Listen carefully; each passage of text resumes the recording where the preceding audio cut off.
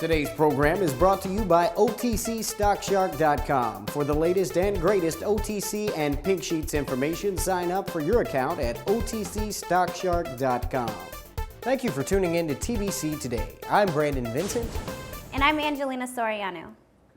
In financial news, a gloomy economic assessment from the Federal Reserve added more doubts to the fragile economic recovery, sending U.S. stocks to its first loss in a week. The Dow Jones Industrial Average closed down 39 points at 0.38% to finish at 10,497. The Dow spent most of the day in a narrow trading range before sinking lower after the Fed report. Trading volumes were soft, with 4.3 billion shares trading hands in New York Stock Exchange composite volumes, below the 5.4 billion daily average. The day's losses were driven by mixed corporate earnings and growing macroeconomic worries, with healthcare stocks leading the declines. The Fed's latest Beige Book report of economic conditions showed only modest advances in retail sales across the country. Housing and construction numbers remained weak, while bank lending was still tight.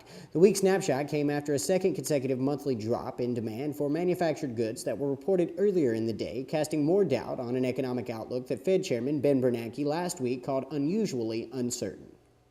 In U.S. news, 3 months after its giant oil spill in the Gulf of Mexico, a Chasten BP outlined a new strategy to revamp operations and practices around the world and turn it into a leaner operator under a new leader. But even as BP increased the money set aside for spill-related costs to $32.2 billion, executives reiterated that the April 20th Deepwater Horizon explosion was not the result of gross negligence by the company. BP said it would release the results of its investigation in a report next month. Tony Hayward, BP's chief executive, is stepping down after handling the spill and said it's clear that this accident was the result of multiple equipment failures and human mistakes involving many companies.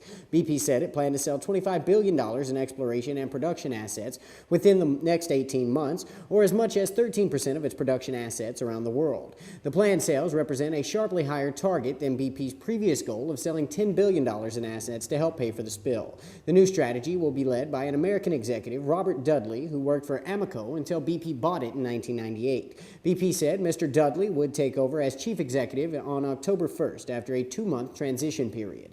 BP's allocation of $32.2 billion for spill costs led to a record loss of $17 billion for the second quarter. That compared to a $4.4 billion profit the quarter a year ago. The new strategy reverses years of rapid growth at BP, which transformed itself in recent years from a middle-sized European company into a rival of ExxonMobil, overtaking Royal Dutch Shell. BP said the planned asset sales would be focused mainly on its upstream business, which includes oil and gas production platforms, and leave it with a smaller portfolio of higher quality exploration and production assets. In green news, a quick update in the ongoing legal saga around the New York City Mayor Michael Bloomberg's plan to convert the city's taxi fleet over to hybrid vehicles. As the New York Times reports, the Federal Appeals Court has upheld a 2009 court ruling supporting taxi fleet owners who objected to the mandate. Should the city wish to continue pushing the issue, it would have to take it all the way to the U.S. Supreme Court. Back in 2007, the city issued a rule stating that any new cabs put into service after October 2009 would have to get at least 30 miles to the gallon in ordinary city driving. The average cab today, the ubiquitous Ford Crown Victoria, gets no more than 14 miles per gallon.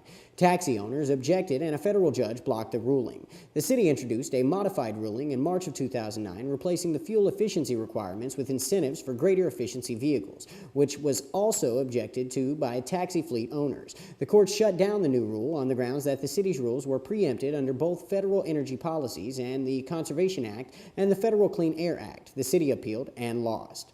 Basically, the court has said that the city doesn't have the authority to mandate fuel efficiency standards for the taxi fleet, no matter how they are described, either as straight standards or as incentives structured to support better efficiency. Currently, about 28% of the total NYC taxi fleet is composed of hybrid or other vehicles with high fuel efficiency. The mayor's plan would have meant that effectively the entire taxi fleet would have been converted to hybrids by 2012. Think you're too busy to work out? Think again.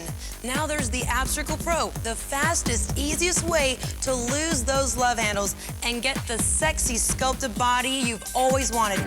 The secret is the Ab Circle Pro combines cardio and abs to burn fat, while its unique friction-free track uses the momentum of gravity to target your entire midsection in a full circular motion, firing your core like no other machine has ever done. Best of all, it's fun and easy and takes just 3 minutes a day. And now, through this exclusive TV offer, The Ab Circle Pro can be yours to try in your home for 30 days for just $14.95. And if you call within the next 10 minutes, we'll send you Jennifer Nicole Lee's complete Lose Your Love Handle system, which includes our 3-minute express workout and nutritional guide, absolutely free. Call 1-800-310-1646 to try Ab Circle Pro for $14.95 plus shipping with credit card order. Call now for a free upgrade to priority processing. That's 1-800-310-1646. In entertainment news, Yoko Ono's lawyer said that she will again oppose the release of the man who nearly 30 years ago killed her husband, former Beatle John Lennon, and who comes up for parole next month. Her lawyer, Peter Shicott, said Ono has consistently opposed parole for Mark Chapman and has again sent a letter to the parole board. Lennon was shot to death on December 8, 1980, outside the famed Dakota apartment building just west of Central Park as he and Ono returned home from a recording session. Chapman, who is now 55 and serving a 20-year-to-life sentence for the slaying, is scheduled to be interviewed by a 3-member parole board panel during the week of August 9th. It will be his 6th bid for parole. Mr. Shicott refused to say whether Ono's most recent letter to the board is the same one she has submitted every 2 years since Chapman first became eligible for parole in 2000. In that letter, Ono wrote that if Chapman is released, I am afraid it will bring back the nightmare, the chaos, and confusion once again. Myself and John's 2 sons would not feel safe for the rest of our lives. Due to his notoriety, Chapman is kept in a special unit apart from the upstate Attica prison's general population. He works as a porter, cleaning up offices and assists inmates in one of the prison's law libraries. Despite some early minor prison violations, Chapman's record has been clean since 1994. In tech news, the Department of Defense continues its quest for the ultimate ray gun, asking small businesses last week to submit ideas for lasers that sense, communicate, illuminate targets, and shoot missiles out of the air. No surprises here, the military wants them small, light, efficient, and devastatingly powerful.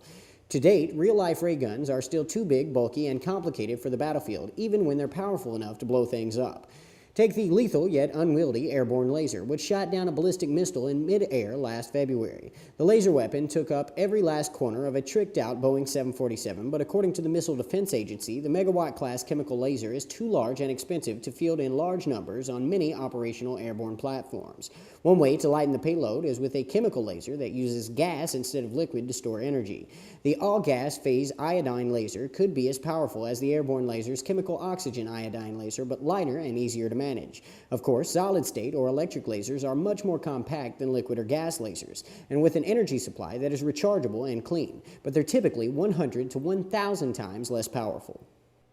In fashion news, popular Disney Channel series Sunny with a Chance has inspired a clothing line aimed at tween girls just in time for back-to-school shopping. Titled D-Signed, the clothes are modeled after the personal style of the show's title character, Sunny Monroe, played by 17-year-old actress Demi Lovato. The debut collection features t-shirts, pants, dresses, shorts, tops, jackets, headbands, necklaces, and bags, and will be available in Target stores on August 1st. A second collection will follow in time for the winter holiday period. The line is a twist on past entertainment-inspired clothing. Rather than create traditional merchandise with the character's likeness, fashion items from D-Signed are those that would be found in Sunny's own closet if she were a real person. Future plans for the line call for fashion designs based on other popular Disney Channel characters, including Alex Russo of Wizards of Waverly Place, played by 17-year-old Selena Gomez. Some of the real-life actors on Disney Channel have already delved into the fashion business. Selena Gomez launched her own fashion line earlier this month at Kmart titled Dream Out Loud by Selena Gomez. Last year, Hannah Montana star Miley Cyrus launched a clothing line with designer Max Azira at Walmart stores. Thank you for tuning in to TBC Today. I'm Brandon Vincent. And I'm Angelina Soriano.